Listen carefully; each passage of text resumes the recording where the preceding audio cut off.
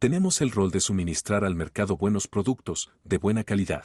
Tenemos muchos desafíos por venir, pero siempre hay que estar preparados para el próximo. Siempre, siempre ser curioso. Tener curiosidad por probar algunos productos nuevos, algunos enfoques nuevos, siempre tener curiosidad por eso. Esos serían mis mensajes principales, básicamente. Y, por supuesto, debes ser bueno en la producción. En pocas palabras, al final del día, debes hacer lo mejor que puedas para obtener el mejor rendimiento.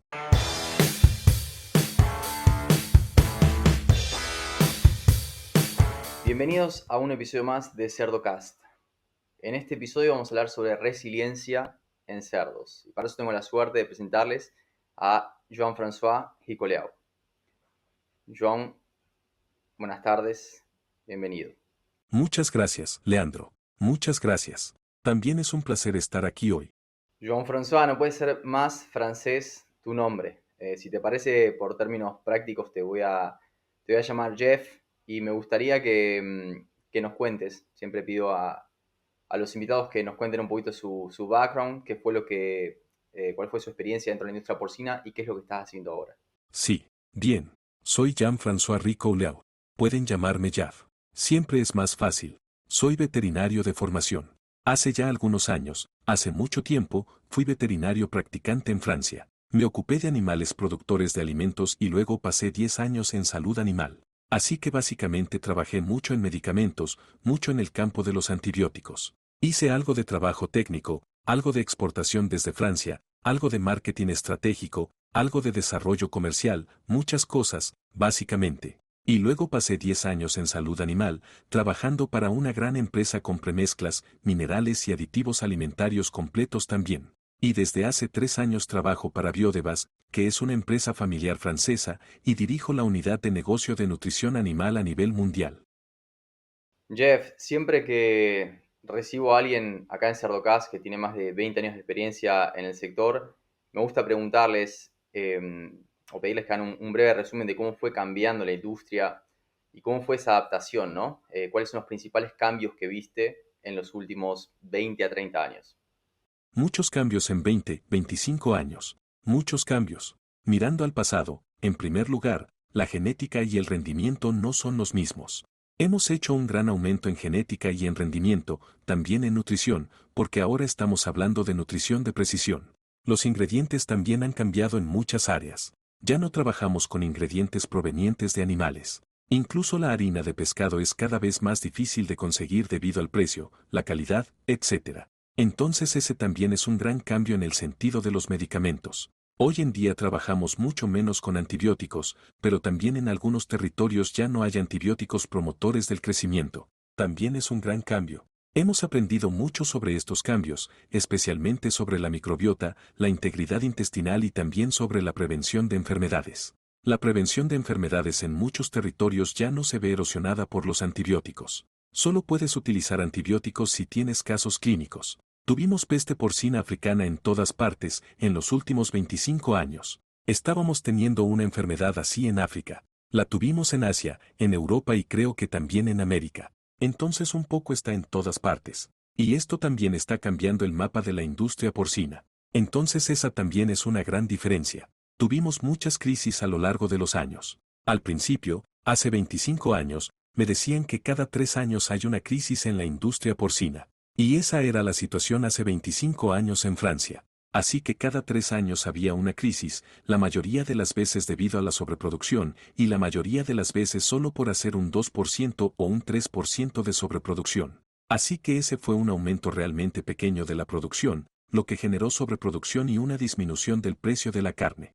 Desde ese periodo, vimos suceder muchas cosas debido al costo de la alimentación, a las enfermedades y a las exportaciones. En algún momento, algunos territorios no pudieron producir más cerdos, como ocurrió en China hace unos años. Muchas cosas han cambiado. Y entonces no se puede mantener esta norma de crisis cada 3 años. Esto ya no es válido. Esto se mueve todos los días, en un sentido u otro. Esa es una gran diferencia, diría yo. Por supuesto, dentro de 25 años, también veremos problemas con la ecología, las cuestiones medioambientales y el bienestar animal. Esto también está cambiando las reglas del juego en algunos territorios, como en Europa. Cada vez es más difícil ampliar una granja, incluso más difícil crear una granja, básicamente por cuestiones ecológicas. Y luego también recibimos presión de la regulación para el tratamiento con antibióticos. Y lo que es más importante, también dentro de 25 años, estará la presión del consumidor. El consumidor realmente está pidiendo, solicitando, una buena calidad de carne, con buen bienestar animal y además con un buen precio, lo que está haciendo la vida muy difícil. Básicamente, se trata de muchos cambios a lo largo de estos 25 años. Mientras hablaba Jeff, pensaba que cuántos cambios, ¿no? Mismo pensando en los últimos 5 años, uno ve cambios que representan desafíos en la industria, según la región a la que uno se vaya, ¿no? Pero hay algunos de estos cambios o crisis que se presentan que son impredecibles. Si pensamos en la guerra con Ucrania y el precio de las materias primas, pensamos en la seca en Argentina, pensamos en cuestiones de mercado que hoy afectan a México, a Argentina. Cada país tiene sus desafíos y muchos de esos son impredecibles. No tenemos cómo prepararnos, pero sí claramente los que consiguen, digamos, ser sustentables desde un término de vista competitivo en la industria son aquellos que muestran esa capacidad de adaptación y esa resiliencia, ¿no? Para mantenerse competitivos. Hay cambios que no podemos predecir y hay otros que sí. Hay algunas tendencias para las cuales nos podemos preparar. Vemos que están llegando, vemos que vienen a mediano plazo y algo tenemos que hacer para adaptarnos. Y acá hablamos desde demandas del consumidor, restricciones medioambientales, podemos hablar de restricción en el uso, ¿no? De antibióticos, óxido de zinc, etcétera. Ya tenemos el diario del lunes cuando vemos a Europa en cuanto a esto. Y, y lo que me gustaría preguntarte es, ¿cómo hacemos para adaptarnos a los cambios que sabemos que van a llegar? O sea, ¿por dónde empezamos? Para mí, el mensaje que daría es que más que nunca hay que ser resiliente y ágil, como agricultor, como nutricionista y también como veterinario. Hay que estar abierto a ampliar la caja de herramientas. Quiero decir, cambiar tu paradigma de alguna manera. Como veterinario, hace algunos años me formé como experto en señales de anticuerpos. Y no estábamos discutiendo otra manera de abordar la salud animal, también los antiinflamatorios, las vacunas, la inmunidad. Pero eso fue todo, básicamente, para hacerlo breve. Y lo que aprendí durante estos 25 años es que realmente es necesario abrirse a las posibilidades y buscar herramientas adicionales y poder, digamos, abordar la prevención de la salud animal junto con la eficiencia alimentaria. Por eso la resiliencia es muy importante. Y más que nunca, sea cual sea la situación, es necesario ser bueno, siempre bueno en eficiencia de producción. Al final del día, lo fundamental es ganar dinero, o estar en las mejores condiciones para ganar dinero. Sé que es fácil decirlo, pero esto es lo que veo. Algunos agricultores, algunas granjas que no conocía hace algunos años, pararon porque no eran lo suficientemente buenos en eficiencia de producción. Esos son los primeros en desaparecer en caso de crisis. Ese sería también mi mensaje sobre estos últimos 25 años. Sí, y mencionaste los cambios genéticos. Sé que le estamos pidiendo cada vez más a los cerdos, o sea, estamos generando grandes mejoras en términos genéticos. Es impresionante la velocidad a la que avanza la mejora genética, pero también conlleva ciertos desafíos, ¿no? Cuando uno ve ciertas tendencias, aumentando la productividad, y en eso estamos todos de acuerdo, pero también aumentan algunos desafíos que se ven traducidos en desde problemas en las reproductoras, o sea, descarte de reproductoras. También vemos ciertos desafíos en la recría, incluso en los cerdos de crecimiento y terminación. ¿Qué es lo que está pasando a nivel metabólico, a nivel genético, y cómo nos podemos preparar o cómo podemos hacer para superar estos desafíos que conlleva esta mejora en la genética?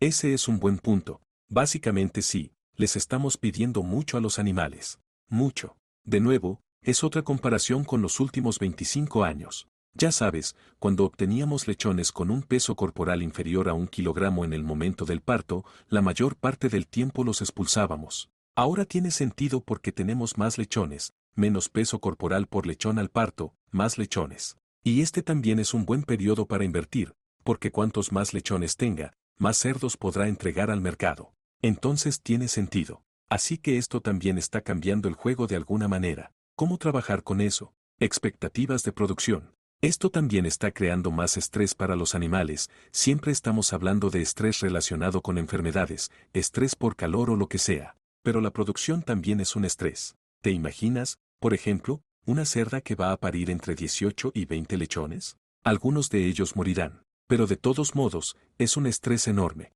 ¿Te imaginas también el estrés al destetar? Hay un gran estrés, porque los lechones abandonan a su madre, y luego se mezclan los animales, etc. Entonces, el estrés es algo que siempre está ahí debido a algunos eventos, el parto, el destete, etc. Pero esto también se debe a las producciones en sí, estrés. Y luego hay que trabajar para apoyar a los animales. Y más que nunca, tiene sentido prevenir en lugar de intervenir. Entonces esto tiene más sentido. Por ejemplo, para las cerdas con habilidades prolíficas, todos vieron eso en todas partes con el número de lechones por camada. Entonces esto está aumentando mucho. Entonces necesitas trabajar con las cerdas. El parto es muy difícil de afrontar. Habitualmente hay una alimentación de lactancia, que es desde una semana antes del parto hasta el destete. Y luego el problema es que, antes del parto y unos días después, el consumo de comida es muy bajo. Por lo tanto, no puedes esperar todo el potencial de tus animales en el momento del parto. Entonces, ahí hay algo que se puede salvar porque, básicamente, hay una brecha. Esto es algo en lo que hicimos algunas investigaciones, para ayudar a las cerdas a lidiar con este estrés, para desarrollar también algo de inmunidad en las cerdas, para obtener un mejor colesterol y, especialmente, también para tener algún efecto analgésico en el parto, permitiendo tener un parto mucho más corto. También para dar la oportunidad a las cerdas de alimentar a los lechones antes. Esto es algo en lo que trabajamos,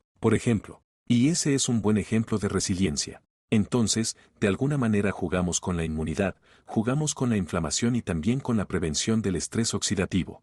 Muy bien, entonces, con el nivel de productividad que manejamos hoy en día, con las genéticas modernas, generamos también un estrés oxidativo significativo, ¿no? Digamos, nada es gratis. ¿Nos puedes comentar un poquito qué es el estrés oxidativo y por qué ocurre? Bien, el estrés oxidativo. Básicamente, en principio, es una situación normal. En este momento yo estoy teniendo algo de estrés oxidativo, simplemente porque respiro, sigo vivo. Esas son buenas noticias. Después es una cuestión de equilibrio. Estrés oxidativo es la producción de radicales libres en las mitocondrias de las células. Esto está relacionado con la respiración. Y es una cuestión de equilibrio, equilibrio entre los radicales libres y también la actividad, la eficacia del antioxidante. ¿Cómo empezar con eso? Primero, los radicales libres son muy tóxicos. Si tienes muchos radicales libres, puedes sufrir daños en los lípidos, en el material genético y en las proteínas. Todo lo que es muy importante para la vida. Ese es el primer elemento. Luego, normalmente tratamos el estrés oxidativo con vitamina E y vitamina C, ambas vitaminas que tenemos en las premezclas y en la alimentación. Y estas dos vitaminas trabajan una a una para que sea muy corto. Entonces, una molécula de vitamina E o vitamina C atrapará y neutralizará una molécula de radicales libres. Así es como funciona. Por lo general, la vitamina E y la vitamina C no pueden distribuirse ampliamente en el cuerpo, porque la vitamina E es liposoluble, la vitamina C es primero hidrosoluble. Y luego, a veces, está la cuestión de la estabilidad, especialmente en el caso de la vitamina C. Entonces estas dos moléculas también serán efectivas en el caso de estrés oxidativo ya declarado. Así es como normalmente lidiamos con el estrés oxidativo. Otra forma de ver esto es, digamos, trabajar en la cartera de enzimas naturales que tienen los animales. También puede ser SOD, catalás, por ejemplo, también GPX. Naturalmente, también yo, tú, todos tenemos una cartera de enzimas naturales. Y aquí es donde tratamos de realizar algunas investigaciones, para utilizar este potencial natural, esta cartera natural de defensa, para usarlo para prevenir enfermedades y especialmente el estrés oxidativo. Muy interesante, Jeff. Y mencionaste que con este estrés oxidativo se genera obviamente un, un aumento, digamos, en los desafíos dentro de, sobre todo las reproductoras, que le estamos exigiendo un montón, y que algo podemos hacer, no sé si para disminuir el estrés oxidativo, pero sí para disminuir el impacto que tiene el mismo. Vos trabajas con fitogénicos. ¿Nos querés contar un poquito cómo funcionan o cuáles son los mecanismos de acción que pueden ayudar a disminuir el impacto del estrés oxidativo?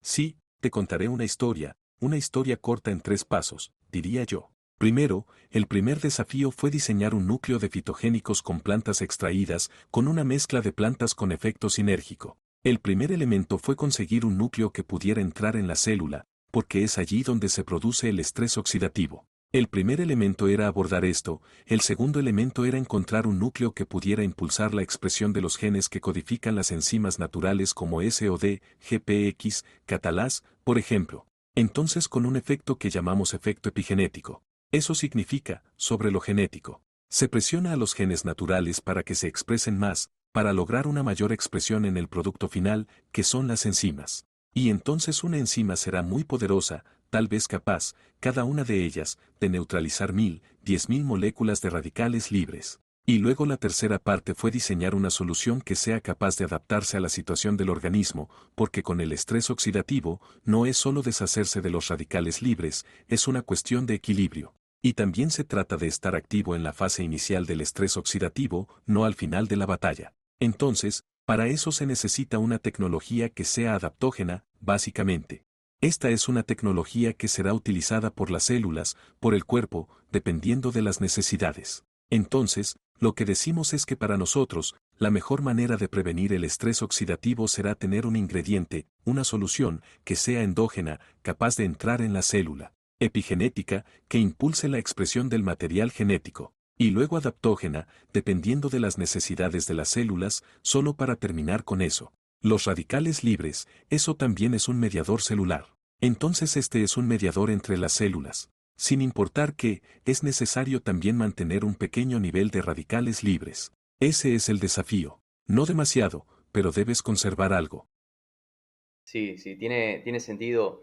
Y para la audiencia, recordemos que gran parte de los fármacos, de los medicamentos que tenemos hoy en día disponibles en cualquier farmacia, provienen de algún tipo de vegetal, ¿sí? Son de origen vegetal. Entonces, acá no deberíamos sorprendernos cuando hablamos de fitogénicos, de el impacto que estos pueden tener en la salud de los animales. Yo creo que el gran desafío acá está en no generalizar primero el uso de los fitogénicos, porque fitogénicos va a haber un montón y uno tiene que ver, tiene que basarse en la ciencia, tiene que basarse en las pruebas científicas para decir esto tiene tal o cual efecto o me puede ayudar en mi situación o no.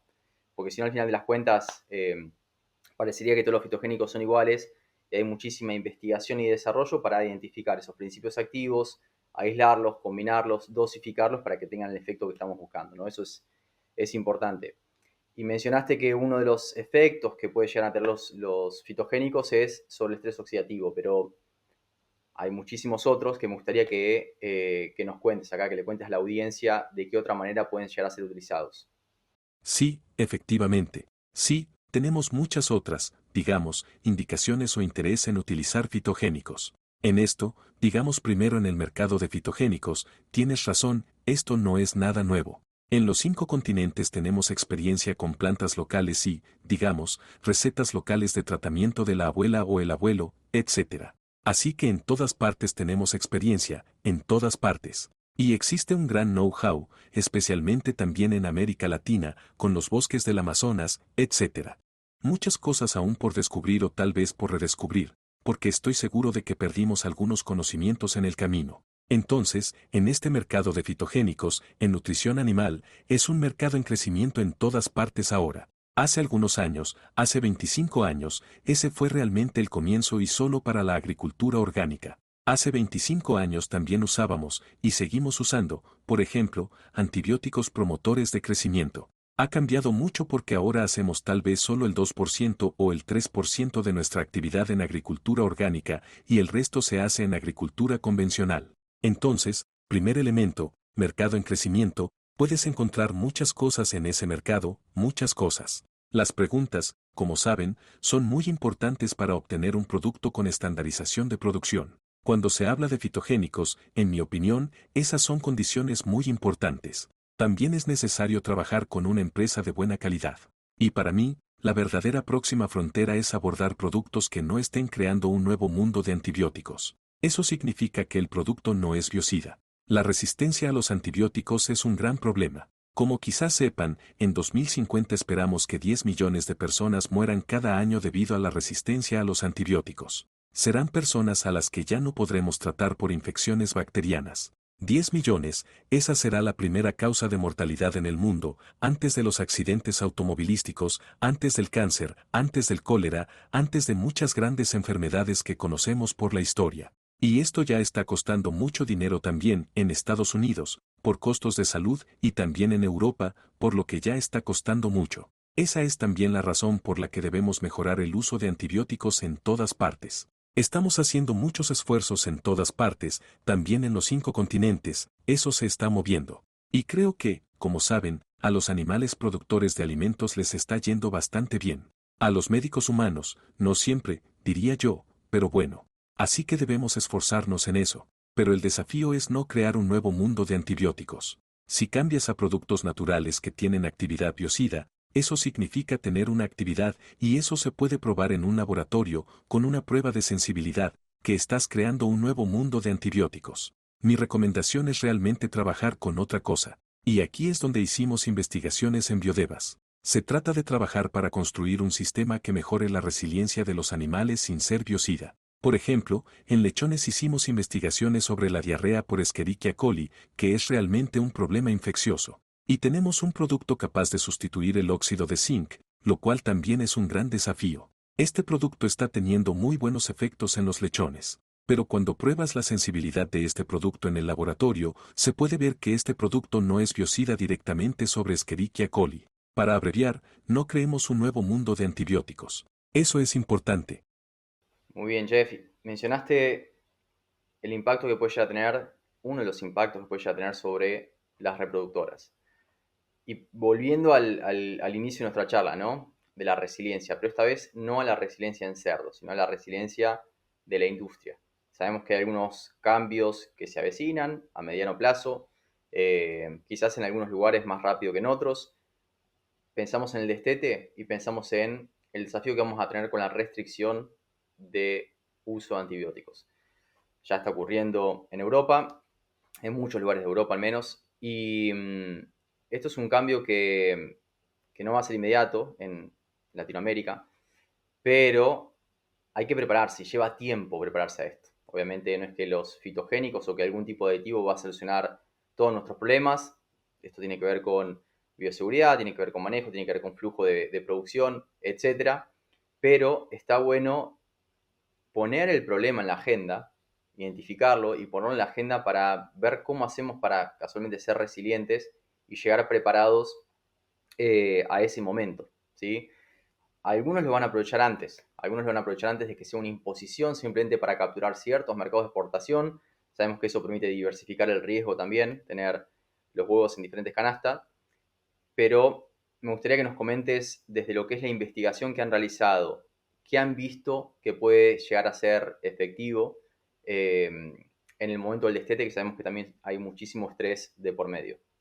Sí, lo primero es lidiar, como dijiste, con integridad intestinal. Debes imaginar que tienes una línea de células epiteliales. Esa es la primera barrera física. Y aquí es donde se gana dinero como agricultor, también como veterinario o como nutricionista. Pero quiero decir que esta barrera de células es clave. ¿Cómo lidiar con esta barrera de células? Primero, ofreciendo homeostasis. Eso significa lidiar con el estrés oxidativo y luego mantener estas células en las mejores condiciones posibles. Si a estas células les va bien, serán lo suficientemente fuertes para defenderse y también para multiplicarse. Y cuanto más se multipliquen en este epitelio, el epitelio digestivo, más dinero ganarás al final. Es un mensaje muy simple para mí. Cuanto mayor sea la superficie de absorción, más dinero ganarás, porque hará una buena conversión. Primero la homeostasis. Después también hay que jugar con la estructura natural para defender esta línea de células, que son las uniones intercelulares estrechas. Esta es, digamos,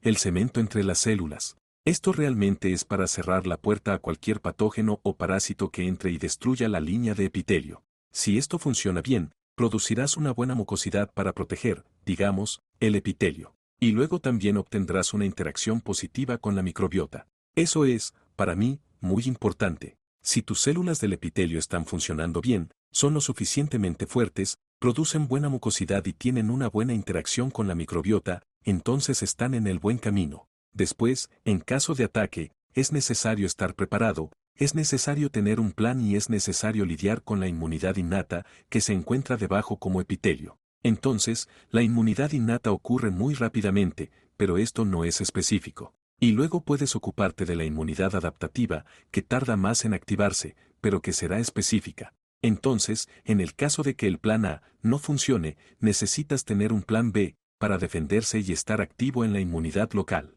Y luego, el último elemento, en caso de que tus planes A y B no sean suficientes. También es necesario estar activo en el desarrollo de la inflamación, porque en el caso de que un patógeno ataque su epitelio, entonces su inmunidad no es lo suficientemente fuerte. La inflamación estará ahí, y tan pronto como tienes inflamación, la puerta se abre aún más. Esto abre en gran medida la puerta a una mayor infección. Es necesario tener este enfoque integrado: homeostasis, uniones intercelulares estrechas, inmunidades y luego inflamación.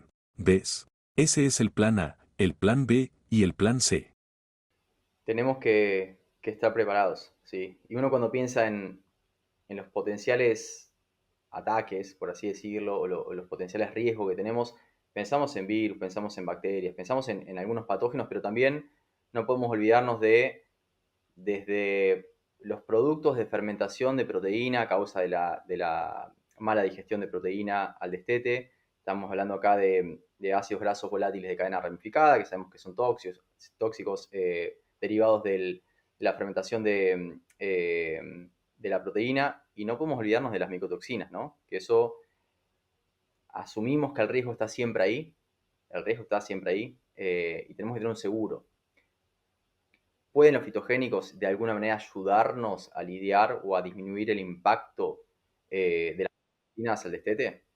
Exactamente, sí. Pueden ser bacterias, pueden ser virus, pueden ser tóxicos, también pueden ser coccidiosis.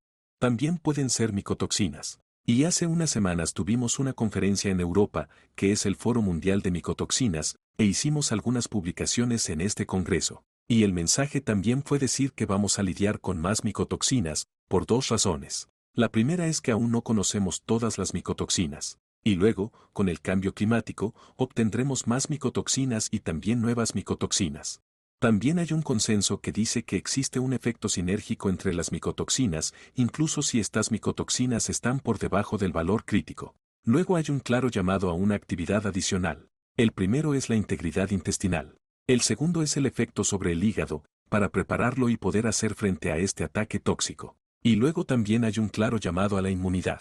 Y aquí es exactamente donde diseñamos algunas soluciones en Biodevas. Entonces tienes razón. Las micotoxinas también están afectando a la integridad intestinal y, en definitiva, a la eficiencia alimenticia, antes que otras consecuencias en los animales, que pueden ser sobre la inmunidad o la reproducción, por ejemplo. Muy bien, Jeff. Tocamos varios puntos interesantes. Yo creo que podríamos hablar muchísimo de esto, porque aparte es mucha la investigación que se viene generando sobre lo que es la categoría de fitobióticos. Son muchísimas las propiedades que hay y hay mucho más por venir, no tengo dudas de eso. Pero bueno, hay que ir cerrando el episodio, y en este sentido, sos una persona que tiene 25 o 30 años de experiencia en la industria porcina. Tenés esos años que han pasado, toda esa experiencia, y me gustaría que nos comentes, pensando en los próximos 25 o 30 años, ¿cuál es esa recomendación que vos le podés dejar a productores, a asesores, personas que quieran ser resilientes y sustentables, ¿no? Que quieran seguir siendo competitivos de acá a 30 años? ¿Qué les dirías?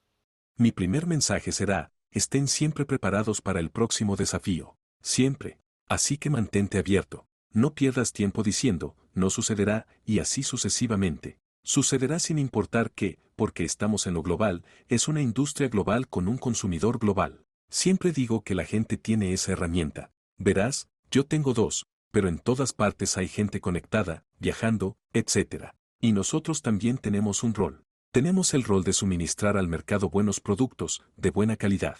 Tenemos muchos desafíos por venir, pero siempre hay que estar preparados para el próximo. Siempre, siempre ser curioso. Tener curiosidad por probar algunos productos nuevos, algunos enfoques nuevos, siempre tener curiosidad por eso. Esos serían mis mensajes principales, básicamente. Y, por supuesto, debes ser bueno en la producción. En pocas palabras, al final del día, Debes hacer lo mejor que puedas para obtener el mejor rendimiento. Y esto es especialmente difícil en el caso del cerdo porque se trata de un ciclo de producción que es más largo. Esto no es como un ciclo de calderas donde yo diría 30 días o 40 días. Se puede hacer un cálculo aquí. Esto es mucho más difícil, pero realmente hay que ser bueno en eso. Esos serían mis mensajes principales. Y luego se abierto. Pruebe algunos enfoques nuevos, algunos productos nuevos. Haz tu cálculo, haz tu elección. Jeff, no me queda más que agradecerte por tu participación, por compartirnos tu experiencia y será hasta un próximo episodio. Un placer. Que estés bien. Gracias.